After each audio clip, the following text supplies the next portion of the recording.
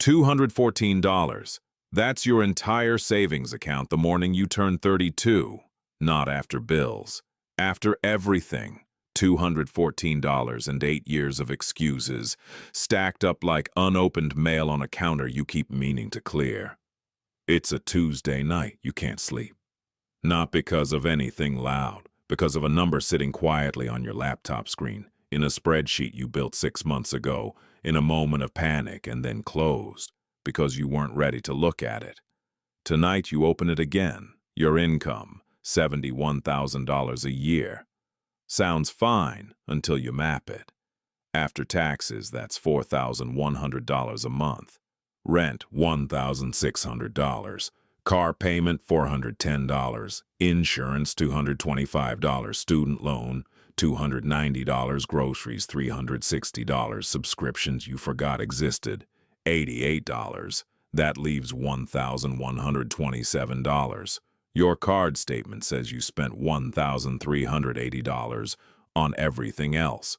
The coffees, the app orders, the things you couldn't name if someone asked. You've been going backward $253 a month. For 2 years. You close the laptop. You sit in the dark.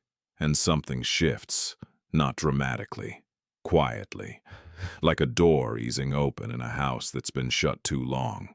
Here's what nobody tells you when you start in your 30s. You are not behind. You are not doomed. But you don't get a clean run either. Your 20s are gone. The compounding years every finance book uses in its examples. The ones where you invest at 22 and retire a millionaire on autopilot. That's real. Grieve it for exactly one night. One night. Because here's what's also true. You're not 22 anymore, guessing at money with no income to back it up. You have a job, skills, the ability to earn more than you did 5 years ago, and you're finally old enough to stop lying to yourself about the numbers. At 32, invest $600 a month at a 9% average return, and by 62, you'll have $1.1 million. That's not motivation. That's arithmetic, running quietly in the background of every choice you make from here on. But $600 a month means doing the unglamorous work first, turning $214 into a real emergency fund, killing the $253 monthly bleed and deciding, actually deciding, that 5 years from now matters more than dinner out this Friday. The first goal isn't $10,000, it's $1,000 you don't touch. That's harder than it sounds because $1,000 in your 30s is also a car repair, a dental bill, a flight home for something nobody planned. Life has more surface area now. More people depend on you. So you sell the jacket you bought to feel successful at 27, $80, gone in a day on an app. You cancel 3 subscriptions, $88 back. You cook for 6 weeks straight. Lunches in containers you wash every night. Maybe $190 saved.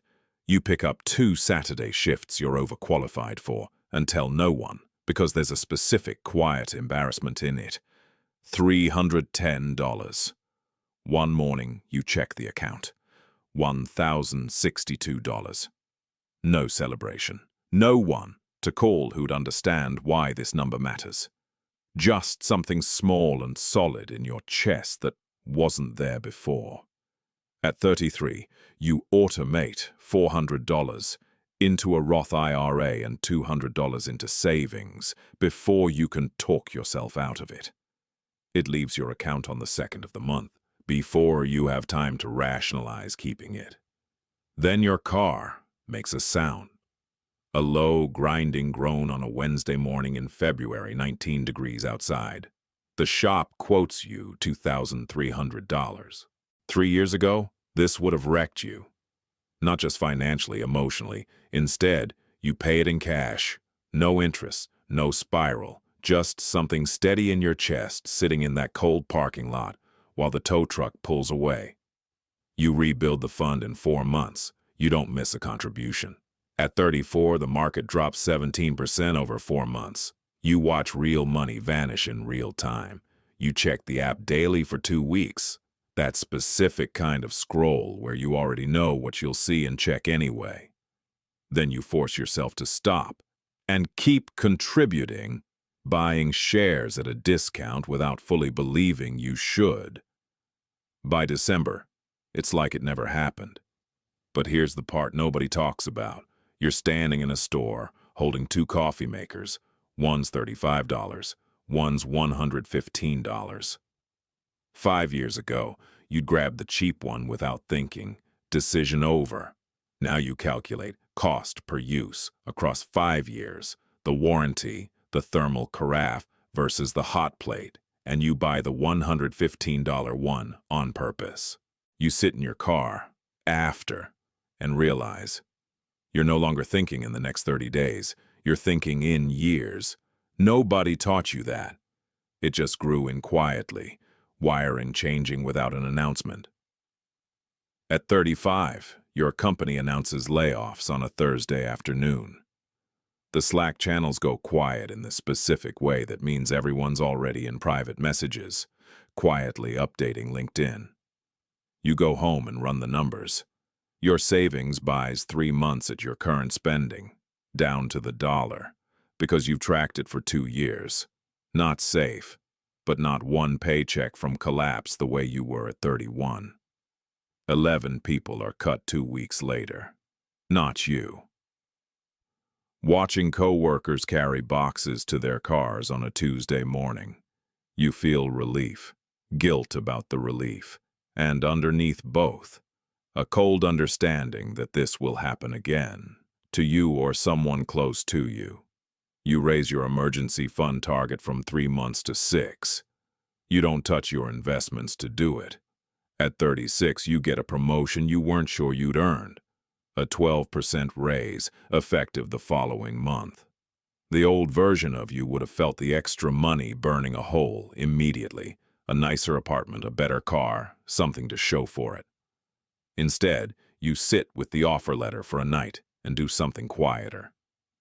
You raise your automated contribution by exactly the amount of the raise. Your lifestyle doesn't move an inch. Your future self just got a 12% raise instead. That same year, your friend Marcus buys a car he can't afford and calls it a lease situation, changing the subject fast. You've done enough math in your life to know what it actually costs him monthly, and what he makes, and what those two numbers say when you put them next to each other. You do the math anyway. $62,000 financed at nearly 7% becomes over $77,000, paid for something worth half that by the time the payments stop. You feel the pull of it, the leather, the silence of the door closing, like something engineered to feel expensive. A voice in you says, "You've given up so much, haven't you earned this?" You notice the voice. You don't argue with it. Don't shame yourself for having it. You just let it pass. The way you'd notice weather changing, because you've learned desire isn't the enemy. Desire without a plan is. You get back into your old Civic and feel something quieter than jealousy. Clarity. The particular feeling of knowing exactly what you're doing and why. Your portfolio crosses $51,000 on an ordinary Thursday in April. You check the app between meetings, not obsessively, just habitually, the way you'd glance at a plant to see if it's grown. You go back to your meeting, eat a sandwich at your desk, but the number hums under everything all day, a low, warm static. This is the first number that feels like a foundation, poured, cured, ready to hold weight. Everything from here sits on top of this. At 38, your mother calls on a Sunday evening in October. She sounds careful, the way she sounds when she's rehearsed what she's about to say. Her roof's been leaking for months. She ignored it as long as she could. The repair is $6,000. She's sorry to even ask. You tell her not to be. You transfer it the next afternoon. No debt, no panic, no calculation of which card to use or how many months to pay it back.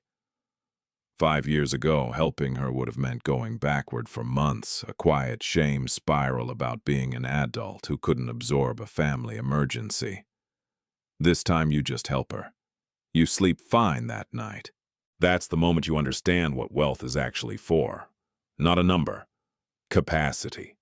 The ability to say yes to the people you love without it costing your stability. At 39, your portfolio earns more than $9,000 in a single year from growth alone. The money made while you slept, while you were sick, while you forgot the account existed entirely. The machine runs whether you're watching it or not. Built contribution by contribution through a transmission failure and a layoff scare and a market drop and a Sunday phone call that once would have wrecked you. By now your credit card debt is gone. Your student loans are paid off in one transfer that feels both triumphant and strangely quiet, the way most real victories do. But here's the part nobody posts about. You feel lonely in a specific, hard-to-explain way. People you love, people you've known for 15 years, aren't doing this. Some are in real financial pain that breaks your heart to watch up close. Some make more than you and spend all of it in a way that seems fine, until suddenly it won't be. You've tried talking about it gently, twice. It goes nowhere. People don't change their relationship with money because someone mentioned index funds over dinner. They change it alone, at a kitchen table, when the number finally gets too uncomfortable to avoid, the way you did. So you carry it quietly, you split the bill. Even when you ordered less, you don't perform discipline as a personality. You just feel the gap like a draft from a window you can't locate. You wake up on your 40th birthday. Before coffee, before your phone, you lie there in the dark and think about the kitchen table, the warped countertop, the $214, the spreadsheet you almost closed for good. Then you check the number. Just over $200,000. Not a millionaire. Not financially free in the way the internet defines it. But 40 years old with $200,000 in real, working liquid wealth. Built from a deficit. Built from one honest night you finally refused to look away from. The median 40-year-old American has a net worth around $35,000.